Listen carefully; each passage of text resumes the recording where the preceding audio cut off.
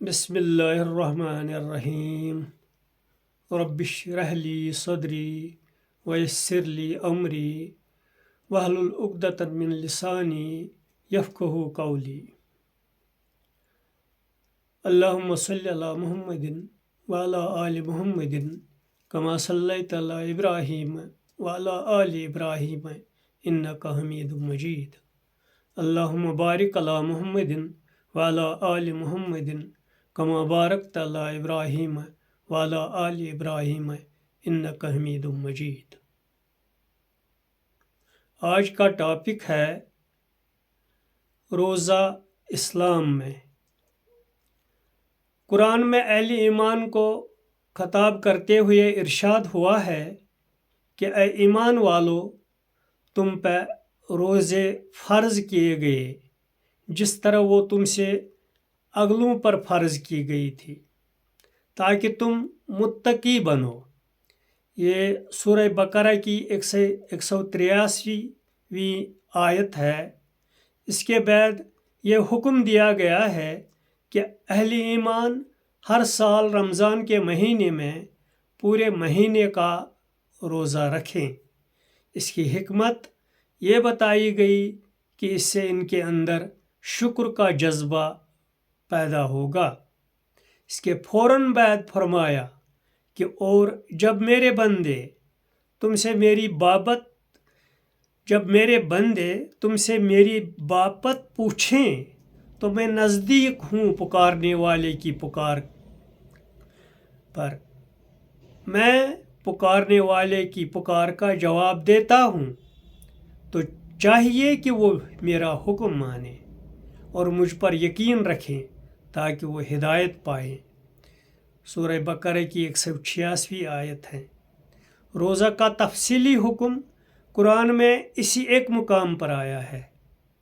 ان آیات کے مطالعے سے روزہ کے بارے میں جو بنیادی احکام معلوم ہوتے ہیں وہ یہ ہیں۔ نمبر 1، پہلی بات یہ بتائی گئی کہ روزہ ایک ایسی عبادت ہے جس کا حکم پچھلے پیغمبروں کی شریعت میں بھی دیا جاتا رہا ہے۔ جیسا کہ معلوم ہے، پچھلے پیغمبر ہر زمانے میں اور ہر مقام پر آتے رہے ہیں۔ اس سے یہ بات ثابت ہوئی کہ روزہ کا تعلق زمانی حالات یا جغرافی اسباب سے نہیں ہے، وہ نماز کی طرح ایک مطلق عبادت ہے۔ روزہ ہمیشہ اور ہر حال میں فرض رہا ہے اور ہمیشہ رہے گا۔ شرعی عذر کے سوا کوئی اور چیز اس کو ساقط کرنے والی نہیں۔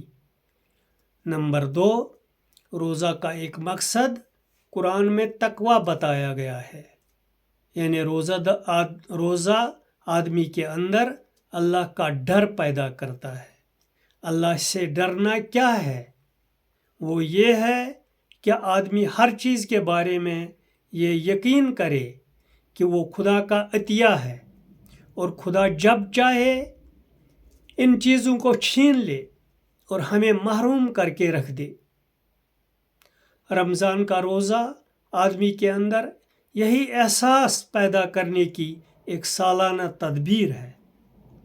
اس مہینے میں آدمی خود اپنے ارادہ سے اپنے آپ کو کھانے اور پینے سے وقتی طور پر محروم کر دیتا ہے۔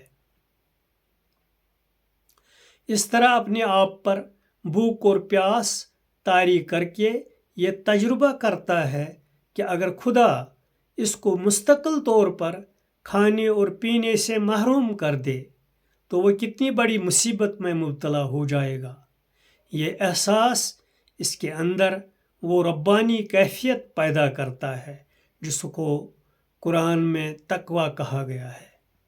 نمبر 3، روزہ کا دوسرا فائدہ قرآن میں یہ بتایا گیا ہے کہ وہ آدمی کے اندر شکر کا جذبہ پیدا کرتا ہے۔ آدمی اپنا سارا دن بھوک اور پیاس میں گزارتا ہے، یہاں تک کہ اس حال میں شام آ جاتی ہے اور سورج غروب ہو جاتا ہے۔ اب وہ اپنا روزہ توڑتا ہے اور سیر ہو کر کھاتا اور پیتا ہے۔ اس کے بعد آدمی کا حال وہ ہو جاتا ہے جس کو ایک مسنون دعا میں اس طرح بتایا گیا ہے: ذہب الظما وابتلت العروق، یعنی پیاس چلی گئی اور رگیں تر ہو گئیں۔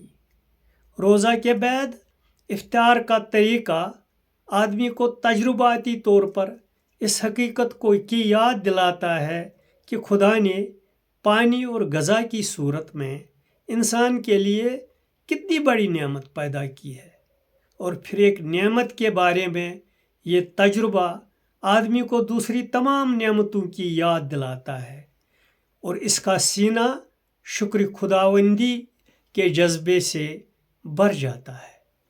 اس طرح روزہ آدمی کو اس قابل بناتا ہے کہ وہ شکر کرنے والا بن کر خدا کی دنیا میں رہے۔ نمبر 4، روزہ کی عبادت آدمی کے اندر ایک اور اہم صفت پیدا کرتی ہے، اور وہ دعا ہے۔ روزہ کا مہینہ روزہ دار کے لیے روحانی تربیت کا مہینہ ہے۔ اس مہینہ میں آدمی بھوک پیاس کی مشقت اٹھا کر اپنے وجود کے مادی پہلو کو دباتا ہے اور اس کے غیر مادی پہلو کو ابھارتا ہے۔ نمازوں کی کثرت اس کے اندر ابدیت کے احساس کو بیدار کرتی ہے۔ قرآن کو زیادہ سے زیادہ سننے اور پڑھنے سے اس پر قرآن کے معنی کھلتے ہیں اور اس کے اندر خدا کی عظمت کا شعور جاگتا ہے۔ اس کے اندر خدا کی عظمت کا شعور جاگتا ہے۔ وہ خدا سے ڈرنے والا، خدا کا شکر کرنے والا اور اس کی بڑائی کرنے والا بن جاتا ہے۔ اس طرح روزہ آدمی کو اس قابل بناتا ہے کہ وہ خدا سے سچی دعا کرنے والا بن جائے۔ اس کی دعا کی کیفیات سے بری ہوئی دعا ہو۔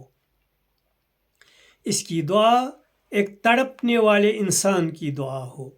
اس کی دعا ایک ایسے انسان کی دعا ہو جو خدا کے پاس پہنچ جائے، جو خدا کے عین قریب ہو کر اس کو پکارنے لگے۔ وآخر الدعوانا ان الحمد للہ رب العالمین وباللہ توفیق۔